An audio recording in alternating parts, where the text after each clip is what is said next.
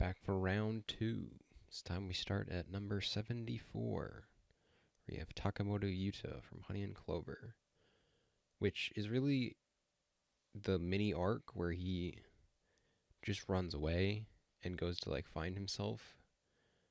And I love that little arc so much. It's so interesting, but also just the anxieties of growing up personified, where he's like, I don't know what I'm gonna do with my life. I am just aimlessly lost. And he's like, I'm just gonna run away. And then he does. And I love that so much for him. And I think it is a great arc for his character and also made me love him so much more than I already did. For 73, we have Kite from Hunter x Hunter. I just think he's really cool, and I think his role in giving the introduction to the crazy stuff in the Hunter world and the Chimera Ant arc is really interesting, and I think he makes it a little more fun than it probably could have been. But I also just like that he is not unintentionally an instigating force, but is very much an integral part of why certain people are involved in the Chimera Ant arc, and I wouldn't have it any other way. For 72, we have Gojo Satoru from Jujutsu Kaisen. He's just so much fun and so cool. And it's also really funny that the author hates him because everyone loves him so much. And I think he's just got a great vibe about him. Whenever you're there, he's having fun. And I think with more recent chapters too, you kind of just buy into the Gojo hype, as you kind of have to. But he's the only character that I own a skin for in Fortnite, so it gives him a couple extra bonus points, even if I think his Fortnite skin is by far his worst look, which is hard to do for someone who is just effortlessly attractive, but Fortnite found a way. For number 71, we have Shoya Ishida from Koe no Katachi. I think he was one that, when I first watched the movie, I absolutely adored him because I could kind of relate to his struggle in a way, not the bullying stuff. I never did that, but more of the just inner turmoil stuff. And then he just cries at the end. I felt that hit a rock when I was 16, 17, whenever that movie came out. So I don't dislike him anymore. I still like him a lot, but he has waned in his popularity for me because I have aged. Number 70, we have Jiro Hitoyoshi from Concrete Revolution. He's the superhero done, I think, probably the best, if not one of the best ever, because he really wants to be this hero of justice and also wants to save people, but then he's conflicted and also sees the world as, not just this paragon thing that needs saving. It's messed up and you're not always in the right. Basically, he discovers the world is pretty morally gray a lot of the time, and I think his arc throughout the show, as well as just design as a whole, is just really sick. He's also been my phone background since the show aired because I think the picture I found is just one of my favorites ever. I can't show because I don't have the source and I don't want to not credit them, but I have had it in my phone background for 5, 6 years now, and I don't think I'll ever change it. For number 69, we have Castoria from Fate Grand Order. I just think her arc is great. I mean, she's a great servant to use, which definitely helps because my FGOJP account is basically just Castoria farming central. But I think she's one of the protagonists of a Lost Belt arc that has an actual good arc. Granted, so do most people in Lost Belt 6 because it's probably the easiest answer for best one. But she's not my favorite of all the FGO characters because I think her being a Saberface, it doesn't hurt her, but it won't propel her to the heights of some other characters because I like them with unique designs. For number 68, we have Ryogi Shiki from Karno Kyokai. I just love her design It's so simple but so cool. And I think the movies, while they kind of vary in quality, on the whole, Shiki's probably the best part of them. And it's also really fun to use in FGO because she was free and was my good like budget DPS cat assassin for forever. So I hold some love for her there. Number 67, we have Jason from Fate Grand Order. I think his role in Olympus is just great because he's just like 1 star servant. Like he's not the strongest, but he is such an integral part to the plot of that arc that by the end you're like, hell yeah, brother, I love you too. You are great. Not always a paragon of morality, but he is engaging and you really come to grow with him as he navigates the arc with you. Number 66, we have Raiden Shogun from Genshin Impact. A really good character design, and I think probably one of the better written characters in Genshin Impact. But most of my Genshin Impact ones are just design wise, and I think she has a great design and is fun to play as. Even if I wish she just used the sword and not wasn't a pole arm, but that's a minor gripe that is whatever.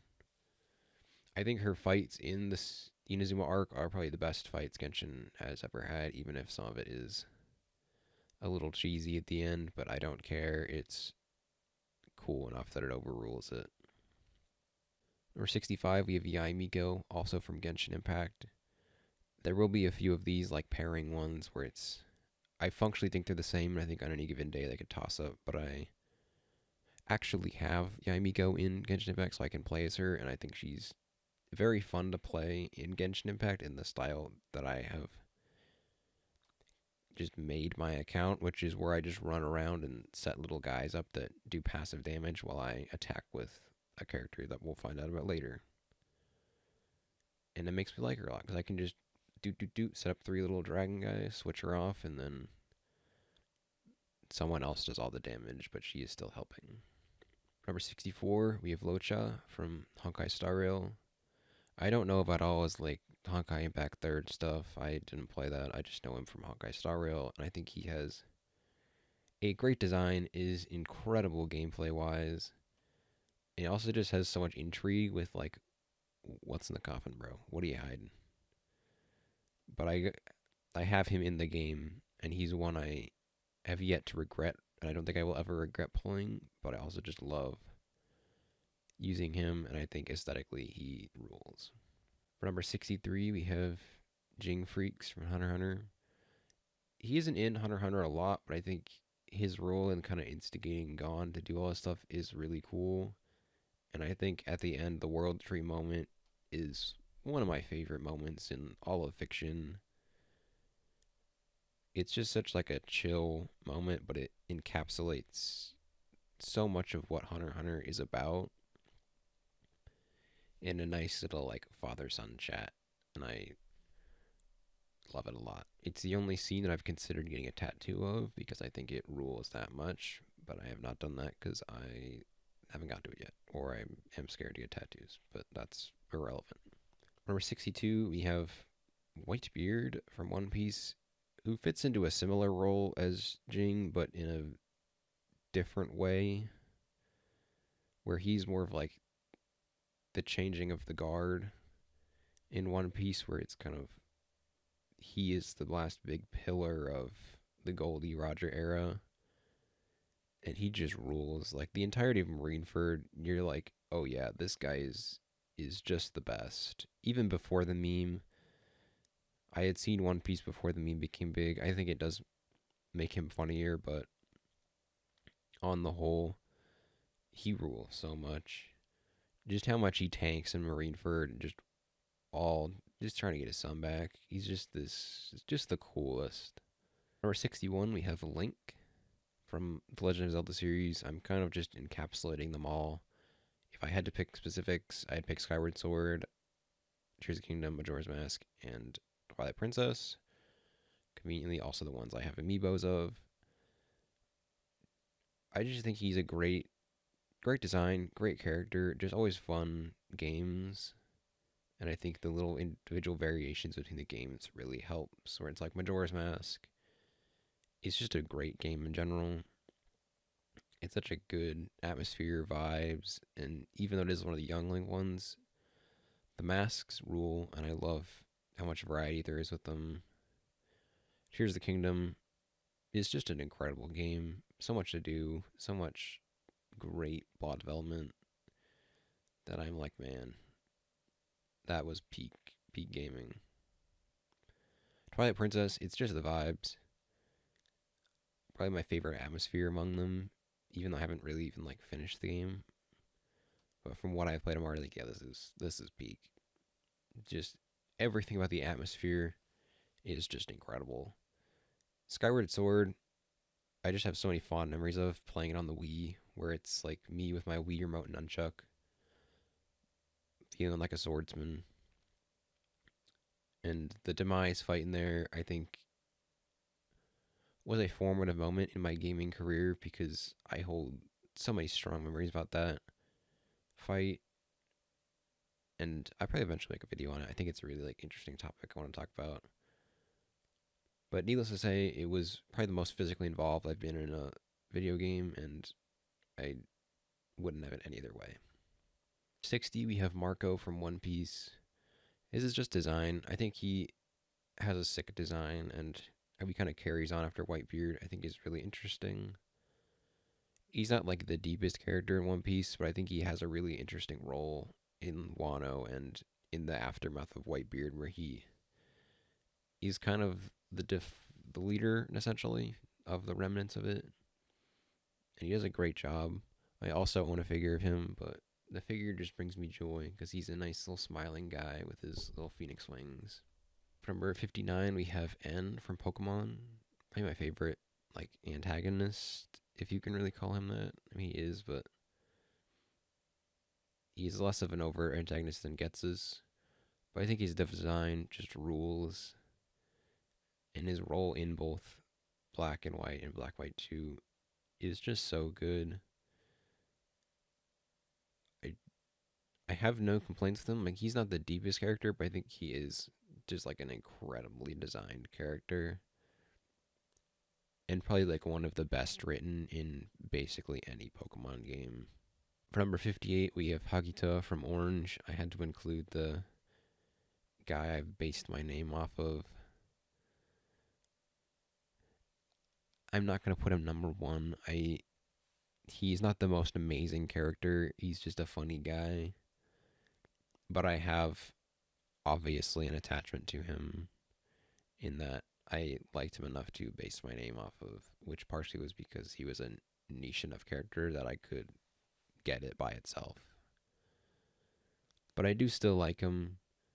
I've grown more attached to him as I have taken his name more and more and then separated mine from his. They're functionally different things, but he's cool. He just won't ever be my favorite character of all time. Number 57, we have Emiya Kiritsu from Fate Zero. He's just so tragic in like the best way possible. He just has been corrupted and ruined, but he's so interesting to watch, just how ruthless he can be and how he just is willing to do whatever it takes, for better or worse, even though it hurts him a lot to do so. But I look back on him fondly, even though I've not watched Fate Zero in its entirety in probably several years. For number 56, we have Kazuha from Genshin Impact, another one that's just based on design. I do like his character in the arc of Inazuma, but it mainly is just his design, which I think is so good. He's just a sword guy. I love guys with swords, and I think his outfit also is just so vibrant and interesting, and he plays in a very fun way that I enjoy a lot. For number 55, we have Hokusai, the servant from FGO. Every variant is fine. I'm not as big on the summer one, but the base one I think is probably FGO's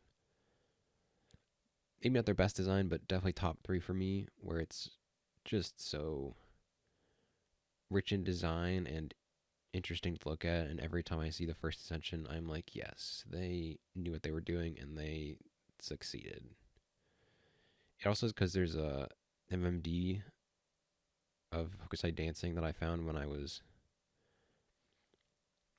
not playing FGOJP that was awesome, and I loved it. And I went, oh, I now love this design. Number 54, we have Kafka from Honkai Star Rail. I feel like she's just the most enduring at what she does. They knew exactly what they were doing with Kafka. They didn't need to veer from course at all. And they have just nailed every aspect of her character, her design, her gameplay. She's just the complete package of good in Honkai Star Rail. And that's really all I could ask for. For 53, we have Shima Rin from Yuru Camp. She's just a great vibe. She's just chilling. I think she's a good balance to a lot of their characters where she does go on these like solo camping trips and is very kind of chill about it, but not in like a bad way. Like she is definitely the more introverted one, but she's still willing to go out and game with the ladies, and that's great. She also has a great design. Number 52, we have my favorite Genshin Impact character, Rosaria, who I think is the best character in the game, design wise, gameplay wise. She's probably not the best. There are definitely things that have come out since that are better, but she's the one I use the most. She's my main DPS in like every team I make. I think her design is just immaculate, and there's not a single thing about it I would change. But the fan artists have done God's work in making her just the best ever, and I thank them so much for that because they have single-handedly kept me invested in her existence. Number 51, we have Rickert from Berserk. The kid one, not as much, but the time skipped Rickert, I think, has probably one of the best singular moments in Berserk when he meets Griffith again. The slap is just genuinely like a moment I think about so often because it's so simple. Like it's only like a chapter long, but it does so much for both Griffith and for Rickert slash like the old Band of the Hawk that it's just peak, and it skyrockets him in my eyes because he has that little moment and it just rules. It's one of my favorite moments in all of manga, which also makes him one of my favorites in all of manga. For number 50, we have John Alter. This one does include every form, the base, summer, whatever other versions there are. The base one, I think, is just a sick design and plays really nicely. I have more affinity for Summer Jalter in FGO because she was like my first big servant when I started up my JP account. So she's like 102, like basically fully invested. And I love using her so much. She has hard carried me through so much. And I think she's just a fun character in that summer event, which really helps her have staying power, even though I only really use her as much on my JP account, where I have them on both, but when I need a good DPS berserker or someone who can just hit like a truck, I just pull up John Alter Summer and go, let's go to town, boys. We're going to go crush whatever it is, provided it's not a foreigner servant. That's all for part 2 of this. Well, next time we'll get to 49 to 25. There will be more said as we keep going down, as we get to the characters that I have a lot more of an affinity for. Because looking ahead, we have some peak ones. Some of my real favorite guys. Not my all-time favorite guys. That comes in a couple weeks, but some of the really good ones are coming up.